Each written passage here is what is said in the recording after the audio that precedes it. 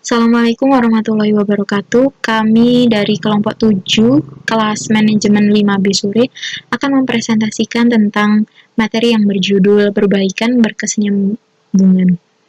Nama kelompok yang pertama ada rekan saya Silvi Nia Izzati Adha dengan NIM 21030-1278. Yang kedua ada Sayyidah Rodiani Amalia NIM 1903011109. Yang ketiga ada saya sendiri Mezaluna Nur Afifah dengan NIM 1903011113. Lanjut ke slide berikutnya. Arti penting perbaikan berkesinambungan. Alasan perlunya dilakukan perbaikan berkesinambungan adalah karena persaingan global dan selalu adanya perubahan terhadap permintaan pelanggan. Pelaksanaan perbaikan proses berkesinambungan meliputi yang pertama, penentuan masalah dan pemecahan yang memungkinkan. Yang kedua, pemilihan dan implementasi pemecahan yang paling efektif dan efisien. Yang ketiga, evaluasi ulang, standarisasi, dan pengulangan proses. Selanjutnya, aspek dalam perbaikan berkesinambungan terdapat dua pendekatan, yakni tradisional dan TKM. Di aspek alasan, pendekatan tradisionalnya fokus pada produk baru, pengembangan episodik kreatif terhadap masalah, dan hanya bila ada masalah besar. Maksudnya adalah perbaikan tidak akan dilakukan jika tidak ada masalah besar. Sedangkan pada TKM, perbaikan dilakukan pada setiap aspek dalam sistem organisasi pada setiap kesempatan, bahkan pada saat tidak ada masalah besar. Jadi fokus pada sistem yang lebih luas, tidak berakhir, dan proaktif. Pada aspek pendekatan, di tradisional adanya trial and error. Maksudnya itu manajer melakukan perbaikan dengan coba-coba atau trial and error. Sedangkan pada TKM-nya, manajer menggunakan metode ilmiah untuk mempelajari perubahan yang diusulkan dan akibat yang dapat ditimbulkannya. Di aspek respon terhadap kesalahan, di tradisionalnya itu adanya hukuman, ketakutan, menyembunyikan karyawan yang bertanggung jawab. Maksudnya, manajer tidak toleran terhadap sebuah kesalahan dan memandang kesalahan sebagai kegagalan. Sedangkan pada TKM, manajer memandang kesalahan sebagai kesempatan untuk belajar, walaupun pada umumnya kesalahan itu tidak disukai. Pada aspek pengambilan keputusan, di pendekatan tradisional, manajer membuat keputusan yang secara politis bermanfaat untuk mencapai tujuan jangka pendek personal. Pada TKM, manajer membuat keputusan untuk mendukung tercapainya tujuan strategis. Dan pada peranan manajerial, pendekatan tradisionalnya mengadministrasikan dan menjaga status quo. Maksudnya, manajer mengadministrasikan sistem yang ada dan memeliharanya. Sedangkan di TKM, manajer tertantang untuk melakukan perbaikan strategi untuk memenuhi permintaan di masa yang akan datang atau mengubah status quo. Selanjutnya, aspek wewenang. Di tradisional, top driven melalui peraturan dan kebijakan. Maksudnya itu manajer membagikan wewenang dari atasan ke bawahan melalui peraturan dan kebijakannya. Sedangkan di TKM, manajer puncak masih memegang wewenang, tetapi dibagikan dengan mengkomunikasikan terdahulu pandangan dan pemberdayaan para karyawan untuk merealisasikan pandangan tersebut. Di aspek fokus pada pendekatan tradisional, yakni hasil bisnis melalui kuota dan target. Maksudnya itu manajer berfokus pada perbaikan bisnis melalui penentuan kuota dan target. Sedangkan TKM, manajer berfokus pada perbaikan hasil bisnis melalui perbaikan kemampuan sistem. Di kontrol atau pengendalian, dalam pendekatan tradisional, manajer mengendalikan organisasi dengan menghitung skor kinerja individu atau hasil atau pencapaian skor, pelaporan, dan pengevaluasian. Pada TKM, manajer secara statistik mempelajari variasi untuk memahami penyebab kinerja yang buruk dan mengubah sistem untuk memperbaiki kinerja. Atau dengan kata lain, belajar statistika mengenai variasi penyebab. Di aspek alat, di pendekatan tradisionalnya, yakni mendelegasikan pada staf atau bawahan. Manajer itu mendelegasikan alat untuk memperbaiki pada staf atau bawahan yang memikirkan bagaimana cara untuk mencapai target yang telah ditetapkan. Sedangkan di TKM sendiri, manajer mengasumsikan tanggung jawab sebagai alat untuk melakukan perbaikan yang dilakukan oleh staf atau bawahan. Next, aktivitas perbaikan berkesinambungan. Yang pertama ada komunikasi, yakni komunikasi berguna untuk memberikan informasi sebelum, selama, dan sesudah usaha perbaikan. Yang kedua, memperbaiki masalah yang nyata atau jelas. Permasalahan yang sering tidak jelas, sehingga diperlukan penelitian untuk mengidentifikasi dan mengatasinya. Oleh karena itu, pendekatan ilmiah atau siklus PDSA sangat penting dalam TKM. Memandang ke hulu berarti mencari penyebab suatu masalah. Alat untuk memisahkan antara penyebab dan gejala adalah diagram sebab akibat atau diagram tulang ikan. Yang keempat, mendokumentasi kemajuan dan masalah. Hal ini dilakukan agar apabila di kemudian hari terjadi masalah yang sama, maka pemecahannya dapat dilakukan dengan cepat. Yang terakhir, yakni aktivitas memantau perubahan. Perlu dilakukan karena solusi yang diajukan untuk suatu masalah belum tentu memecahkan masalah tersebut secara tuntas. Next, struktur perbaikan kualitas. Yang pertama adalah membentuk dewan kualitas. Dalam hal ini tanggung jawab dasar dewan yaitu untuk mengadakan, mengkoordinasi, dan melembagakan perbaikan kualitas tahunan. Yang kedua yakni menyusun pernyataan tanggung jawab dewan kualitas. Pernyataan tanggung jawab tersebut berisikan atau meliputi yang pertama ada rumusan kebijakan berkaitan dengan kualitas. Yang kedua, patok duga dan dimensi yang ditetapkan. Yang ketiga, proses pembentukan tim dan pemilihan proyek. Yang keempat, sumber daya yang dibutuhkan. Yang kelima, implementasi proyek. Yang keenam, ukuran kualitas untuk memantau kemajuan dan melakukan usaha pemantauan. Yang ketujuh, program penghargaan dan pengakuan yang digunakan. Yang ketiga, yakni membangun infrastruktur yang diperlukan. Dalam hal tersebut, infrastruktur kualitas diperlukan untuk mendukung usaha perbaikan yang dilakukannya. Materi selanjutnya yaitu pendekatan ilmiah. Pendekatan ilmiah merupakan pengambilan keputusan yang didasarkan pada data, mencari sumber penyebab suatu masalah, dan mengupayakan pemecahan atau solusi permanen. Untuk melaksanakan pendekatan ilmiah dalam Total Quality Management diperlukan 4 langkah, yaitu yang pertama, mengumpulkan data yang berarti atau meaningful. Data yang berarti adalah data yang bebas dari kesalahan pengukuran atau prosedur. Lalu yang kedua, mengidentifikasi sumber penyebab suatu masalah. Untuk melakukan identifikasi sumber penyebab suatu masalah, dapat digunakan alat-alat yaitu diagram sebab akibat, diagram Pareto, check sheet, histogram, scatter diagram, run card dan control card, stratifikasi, serta alat-alat lainnya. Lalu yang ketiga, mengembangkan dan menghasilkan solusi yang tepat. Solusi yang tepat dihasilkan dari pendekatan ilmiah yang menggunakan data yang relevan dan akurat serta mengidentifikasi sumber penyebab masalah untuk memecahkan masalah. Lalu yang keempat, merencanakan dan melakukan perubahan. Hal ini berguna untuk mengantisipasi kebutuhan dan sumber daya yang tersedia, serta masalah dan cara penanganannya. Pendekatan ilmiah menggunakan indikator kinerja yang handal untuk mengukur kinerja aktual. Contoh dari indikator pendekatan ilmiah antara lain, yang pertama, jumlah kesalahan atau kerusakan. Yang kedua, jumlah atau tingkat kebutuhan akan pengerjaan ulang suatu tugas. Yang ketiga, indikator efisiensi terdiri dari unit per jam atau item per orang. Yang keempat, jumlah keterlambatan. Kelima, lamanya suatu prosedur atau aktivitas. Keenam, waktu atau siklus tanggapan. Ketujuh, rasio manfaat dan biaya. Ke-8, jumlah lembur yang dibutuhkan.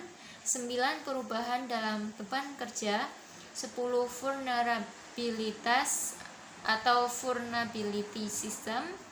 Ke-11, tingkat standarisasi. Ke-12, jumlah dokumen yang tak terselesaikan. Selanjutnya yaitu identifikasi kebutuhan akan perbaikan. Terdapat 4 strategi yang dapat diterapkan untuk mengidentifikasi kebutuhan akan perbaikan, yaitu yang pertama menerapkan multi-voting. Multi-voting mencakup penggunaan teknik brainstorming untuk menyusun daftar proyek perbaikan potensial. Dari daftar tersebut dipilih proyek yang mendapatkan prioritas untuk dilaksanakan. Yang kedua, mengidentifikasi kebutuhan pelanggan. Pelanggan dilibatkan dalam proses identifikasi kebutuhan akan perbaikan. Kebutuhan dasar pelanggan tersebut dijadikan dasar bagi proyek perbaikan. Yang ketiga, mempelajari penggunaan waktu. Strategi ini mempelajari bagaimana proses karyawan memanfaatkan waktunya. Lalu yang keempat, melokalisasikan masalah. Melokalisir masalah adalah membatasi tempat, saat, dan jumlah terjadinya suatu masalah. Dengan demikian, sumber masalah dapat ditemukan dan diatasi dengan baik. Selanjutnya yaitu proses perbaikan dan pengendalian. Elemen dasar dari proses perbaikan dan pengendalian terdiri dari 4 tahap. Yang pertama, penetapan standar untuk pengendalian dan perbaikan. Standar dalam TQM digunakan untuk mengkomunikasikan visi dan menetapkan tujuan yang realistis berdasarkan umpan balik mengenai kinerja yang ada. Lalu yang kedua, pengukuran. Ditetapkan pengukuran yang tepat dan data yang diperlukan untuk penilaian kinerja. Yang ketiga, studi. Manajer menganalisis data dengan menggunakan metode statistik dan alat serta teknik lain untuk mengetahui penyebab penyimpangan. Dan yang keempat, tindakan. Melakukan tindakan koreksi berdasarkan pengetahuan yang diperoleh dari umpan balik. Dalam proses perbaikan dan pengendalian, terdapat penerapan pengukuran studi tindakan pada keempat titik yang merupakan aspek pengendalian kerja, yaitu preliminary control.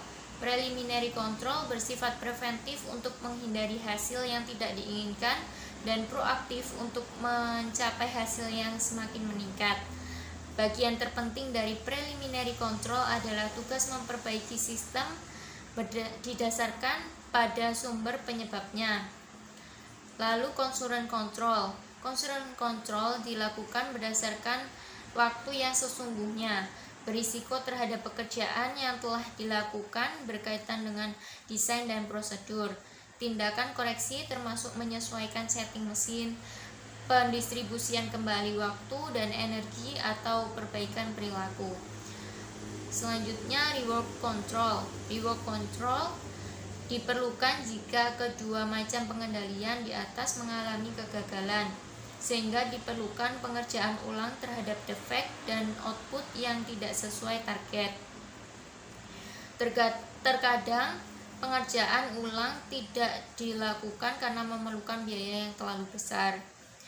Lalu damage control. Damage control terjadi jika ketiga pengendalian di atas mengalami kegagalan dalam TQM.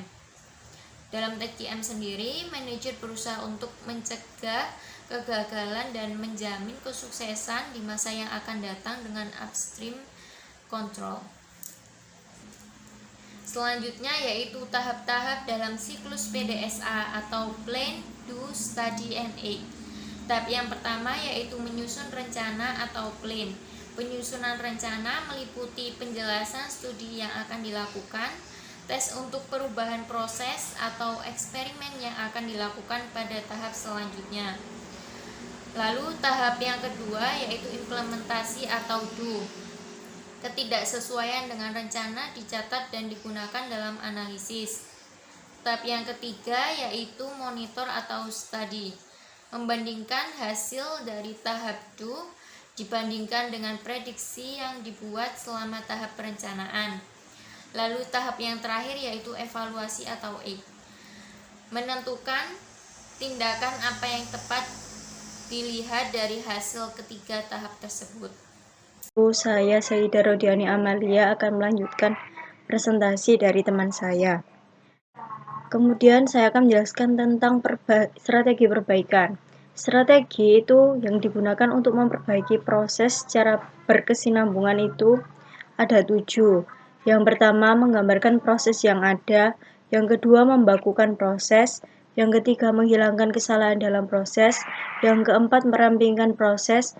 Yang kelima, mengurangi sumber-sumber terjadinya variasi. Yang keenam, menerapkan pengendalian proses statistikal. Dan yang ketujuh adalah memperbaiki rancangan. Kemudian saya akan membahas tentang pendekatan Kaizen. Jadi, pendekatan Kaizen itu berasal dari bahasa Jepang, berasal dari kata kai yang artinya perubahan dan zen yang berarti baik. Jadi, Kaizen artinya melakukan perubahan agar lebih baik secara terus-menerus dan tiada kesudahan. Konsep dasar Kaizen menurut Masaki Imai. Yang pertama adalah sistem nilai Kaizen. Sistem nilai pokok Kaizen adalah perbaikan atau penyempurnaan yang berkesinambungan yang melibatkan setiap orang dalam organisasi. Yang kedua, peran manajemen puncak. Memiliki peran dan tanggung jawab untuk melakukan beberapa hal berikut. Yang pertama adalah mengintroduksi Kaizen sebagai strategi perusahaan. Yang kedua, memberikan dukungan dan pengarahan untuk Kaizen dengan mengalokasikan sumber daya. Yang ketiga, menetapkan kebijakan Kaizen dan sasaran fungsional silang. Yang keempat, merealisasikan sasaran Kaizen melalui penyebarluasan kebijakan dan audit. Yang kelima, membuat sistem, prosedur, dan struktur yang membantu Kaizen. Kemudian yang ketiga adalah peranan manajemen media dan staf. Keterlibatan dan tanggung jawab manajer media dan staf itu meliputi menyebarluaskan dan mengimplementasikan sasaran Kaizen sesuai pengarahan manajemen puncak. Kemudian mempergunakan Kaizen dalam kapabilitas fungsional, menetapkan, memelihara, dan meningkatkan standar, mengusahakan agar karyawan sadar Kaizen melalui program latihan intensif. Yang terakhir adalah membantu karyawan memperoleh keterampilan dan alat pemecah masalah. Yang keempat adalah peranan penyelia atau supervisor. Penyelia itu bertanggung jawab dalam yang pertama mempergunakan Kaizen dalam peranan fungsional, kemudian memformulasikan rencana untuk Kaizen dan memberikan bimbingan kepada karyawan, menyempurnakan komunikasi dengan karyawan dan mempertahankan moral tinggi, mengintroduksi disiplin di tempat kerja dan memberikan saran Kaizen. Kemudian yang keenam adalah peranan karyawan. Setiap karyawan itu memiliki tanggung jawab untuk melibatkan diri dalam Kaizen melalui sistem saran dan aktivitas kelompok kecil. Kemudian mempraktekkan disiplin di tempat kerja. Kemudian melibatkan diri dalam pengembangan diri yang terus-menerus agar menjadi pemecah masalah yang lebih baik. Kemudian meningkatkan keterampilan dan keahlian kinerja pekerja dengan pendidikan silang. Kemudian yang keenam adalah Kaizen dan kualitas. Kaizen itu merupakan konsep luas yang mendorong kualitas melalui perspektif Big G, yaitu semua orang terlibat baik internal maupun eksternal. Kemudian ada juga alat-alat implementasi Kaizen.